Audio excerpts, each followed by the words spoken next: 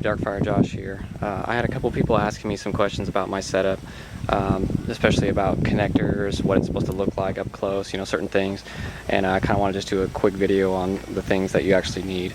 Obviously you need the entire setup, don't miss any parts, except there is one thing that a lot of people asked me, which was the crankcase front part right here that the water pump attaches to.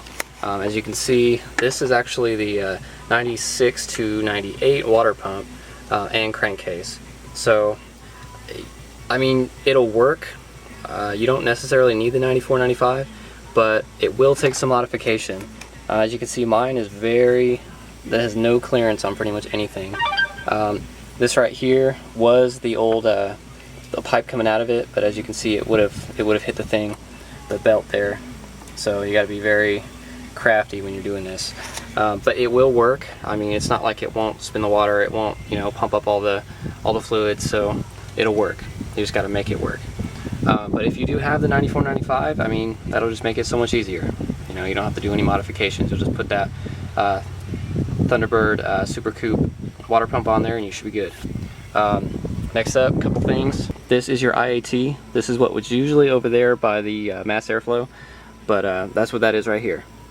Next up, one right behind it, you can kind of see it, this little grommet right here. This is your boost gauge. Now, as you can see, mine's just kind of strung along here and goes into the car. So that's where the boost gauge goes. So that one's boost gauge, that's IAT. Couple little things, I mean, like I said, it's got to be a lot of custom work. This right here, obviously your oil, I had to put a little hose on it just to make it kind of movable so you can actually get it out of the way. Otherwise you're going to get some problems there. Next up, brake lines. You got to make sure that those are very, you know, those got to be done right. If you bend it, be very careful not to break the line, not to kink the line, or you know, you're going to have a lot of problems with your brakes. One of the other wires you have to lengthen is this one here. This is your coolant temp. Kind of goes on that line right there. That one obviously you have to lengthen it. It used to be over there on that side, now it's on this side. So that's just something you got to work with. A couple of the other connectors like this here, this is obviously goes down to your Egr pipe. Then your Egr is all behind here. It's kind of hard to see, but it is back there. I don't know if I can actually show you. But like I said, a lot of custom work. You might have to make it your own little throttle cable here if your other one doesn't work. I just kind of had to make a little bracket for it just to make this all work. A couple other things right here. This is probably the one that kind of messed me up a little bit. Just making sure all your lines are right.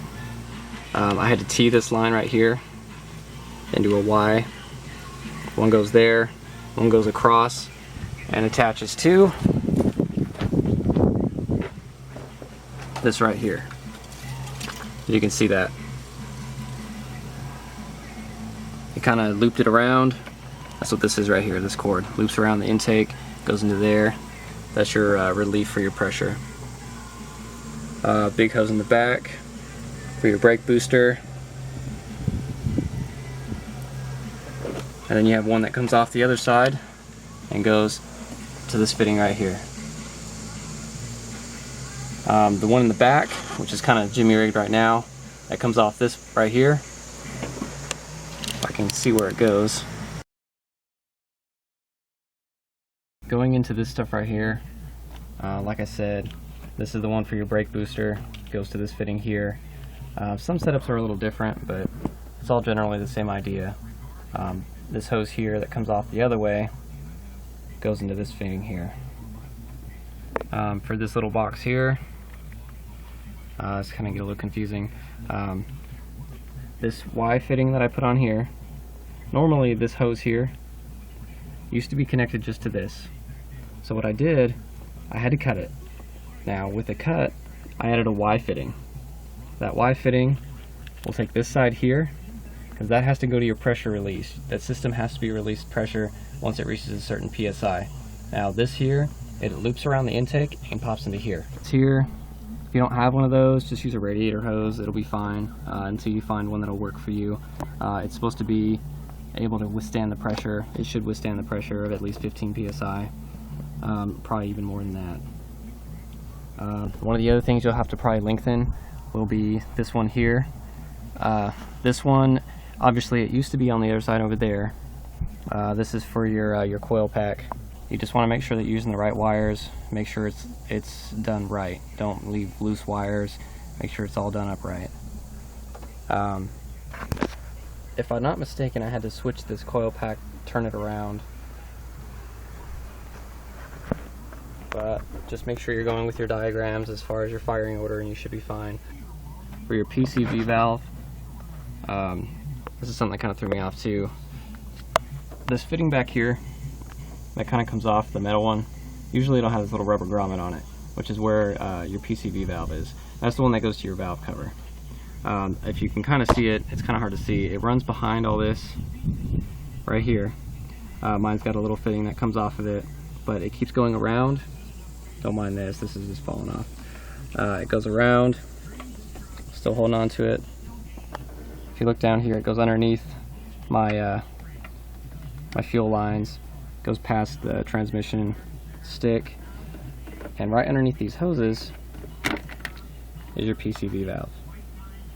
It's kind of hard to see. I know it's kind of hard to get a camera down in there, but that's where mine's located, on that valve cover. This valve cover, by the way, is also a Thunderbird Super Coupe valve cover. The only reason why you need one of these is because of this right here. Your oil used to be, or at least your oil cap, used to be over there on that side, on that valve cover, but now it's on this side. The only reason that you have to switch this is because you don't have a lot of room over here. There's nowhere you're going to get a valve, you know, a filler cap in there. There's no way. So, to fix this, we add this valve cover under here. Just like the other one, you can use your same cap, it doesn't matter. The thing you need though is this right here. It doesn't sit all the way, if you can kind of see, it's kind of up off the valve cover. It's kind of far off the valve cover, but that's just the way it is. It doesn't have to sit flat all the way. You can kind of see. There's little hose clamps on the side. You can use those to make sure it's a sealed fit. Fuel rail, you will need a Thunderbird Super Coupe fuel rail for this setup. Just because the fittings, where it's located and everything, it's made for it.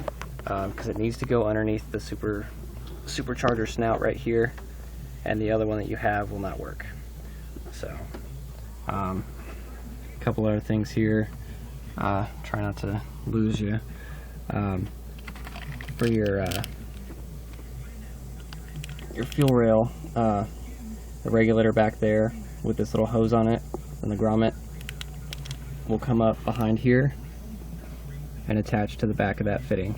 You can see it right here. It's right on the back side of this intake pipe.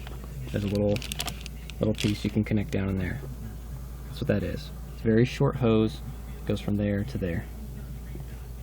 The one on the other side, however, this little regulator right here, if you can see it, that sits behind everything. There's a grommet on there too, right back here. You can see that?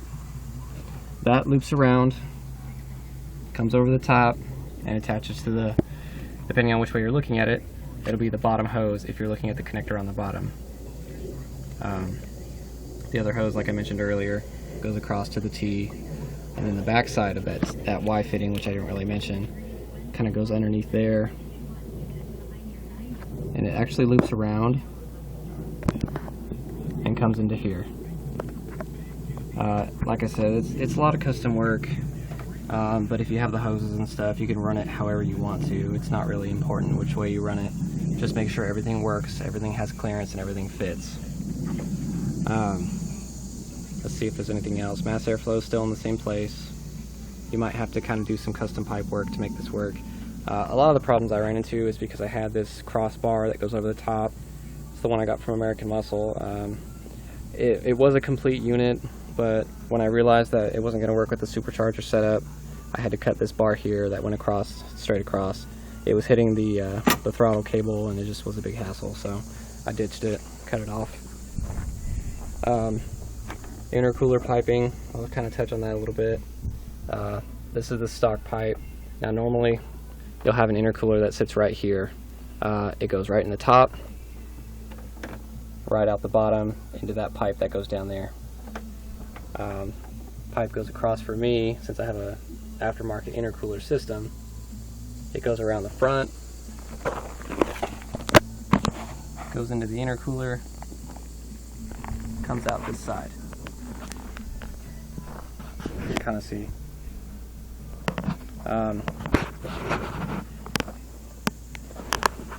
Any system will really work, but the best setup will probably be the one that is actually the front mount intercooler. Otherwise, you're not getting full air. It's not getting cool enough. Plus, you don't want an intercooler sitting in your engine bay. It'll just get too much hotter.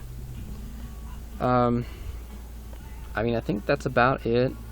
If you have any other questions, please feel free to email me, comment on the page below. Just let me know what you need. I can help you best I can, just gotta let me know. Just let me know how your progress is going. I wanna see some of the other cars that are doing about the same kind of thing as me. It's good to know that other people are doing the same kind of stuff. Like I said, any more questions, just feel free, let me know.